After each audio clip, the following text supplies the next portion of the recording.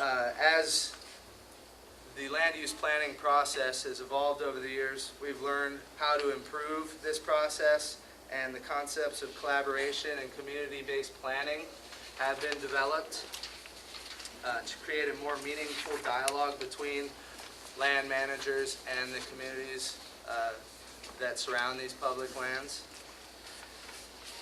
So we're here at this public involvement stage. Public involvement has influence on decision making and how we go about developing those decisions and implementing those decisions, and then the future management beyond what is the RMP and the EIS. Collaboration basically describes people working together, literally meaning co-labor. There's no set definition, but really it's a strategy to engage in meaningful dialogue. And then community-based planning seeks to achieve agreement from diverse interests on BLM's management planning actions and the methods needed to reach agreement or understanding about how BLM makes decisions and why and what information is being used. There are multiple benefits to collaboration. Using better information, including scientific and technical expertise and local knowledge of resources to reach more informed agreements, not only for BLM managers, but for everyone involved. It's a fairer process where we increase the likelihood that important interests will be invited to participate in the process. Hopefully we will use this method as well to resolve differences as they arise and prevent conflicts, or at least mitigate the impacts of those conflicts.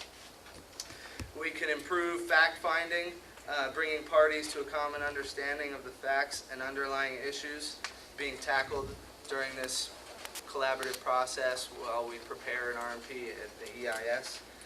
And we can hopefully increase the social capital, whereby we increase trust, we improve working together, and hopefully lead to formation of partnerships and perhaps confidence in government. Reduced litigation is fairly obvious because there are costly, timely delays associated with litigation and challenges. Collaboration, of course, works best when you believe that we can work together proactively to reach agreements and decisions that everybody can support.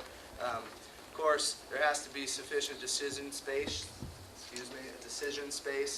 among the alternatives. In some cases, collaboration is not as easy because things can be narrowly restricted to certain standards, which of course we do have some tough, difficult issues here regarding public health and safety, and that can make things more difficult, but if it's likely that there is controversy and potential for litigation, this collaborative process can overcome many of these hurdles by engaging in that meaningful discussion and hopefully having some common understanding of the basic principles and procedures and the information that's all going into this process. Collaboration works less well if parties believe they can go about achieving their interest through other means, such as the courts or other activities, authorized or not. Parties who have strongly conflicting views may also have more difficult time participating in this collaborative process, and if there's conflicting perspectives on any number of issues, it can make things more difficult, but again, the collaborative process can overcome many of these obstacles. So there's many opportunities for collaboration during this NEPA process, during the preparation of the RMP and the EIS. These colors generally reflect those same elements of a land use conflict that I presented earlier, and tonight we're going to be using these three topics to generally get people into discussion, and we'll get right to that in just a second as soon as I finish up. The goals for tonight are to have this breakouts. Of course, we have a bit smaller space here tonight than we did on Monday down in Hollister, but we can use the space we have here, moving chairs. We generally have some information set up based on these topics again.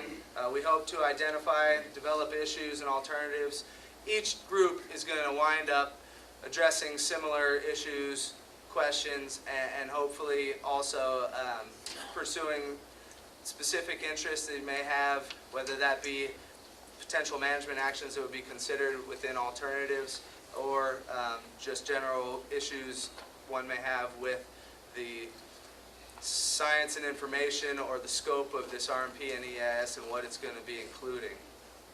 So we'll be using a brainstorming session to try and generate that and address, or at least get your questions that you may have up onto these charts and into the written forms, so that we can go about providing a meaningful response in the scoping report, which is going to be prepared after we end the scoping period, which is going to be 30 days from now on June 21st. So this is not your only opportunity to provide these comments. I encourage you to take the information, the forms that we have here available tonight, and contact your friends, other folks within the community who maybe share similar interests, or your constituents if you represent clubs or organizations, and share what you've heard here tonight. Encourage them to get scoping comments into the Hollister Field office by June 21st so that they can be formally considered within the scoping report. We do accept comments throughout the process. It's just that there has to be some set time frames for major milestones, and the scoping is perhaps, if not the most important, it's the most opportune time to get your comments in, so that we really are then responsible to address all the questions, issues, and concerns that folks have. At the end of this brainstorming sessions, we hope to get some feedback from folks. We may not be able to get to every group.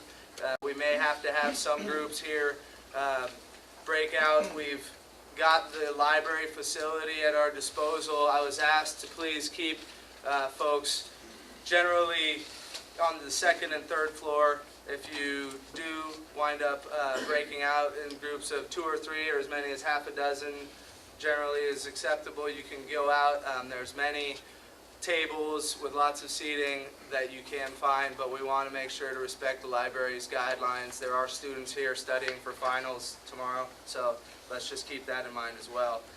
But during these group discussions, we hope to have some of you in the community be leaders in the discussion, maybe volunteer to take notes on charts. Of course, we have BLM managers and staff here also to support these discussions, help generate ideas or identify issues through these discussions. So this is really a public meeting, an opportunity for community organizing that will help us get at the heart of the issues and get meaningful range of alternatives considered in the draft RMP and EIS. So we will be coming back at about 7:30 is a good time to try and keep in mind.